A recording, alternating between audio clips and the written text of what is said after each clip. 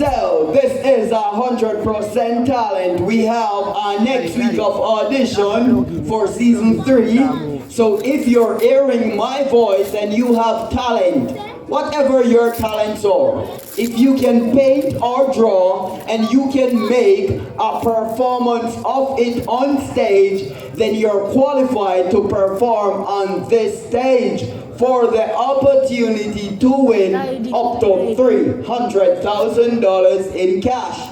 That's first prize. Second prize is $100,000.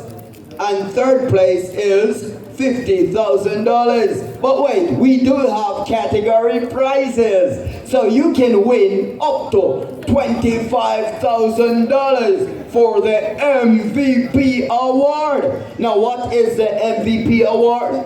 That's the contestants that issue the most votes.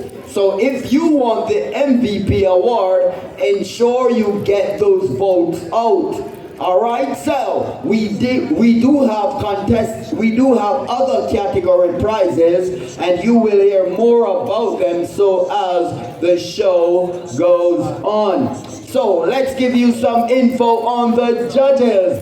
This is Tashay Star. Tashay, what do you want to say to the audience?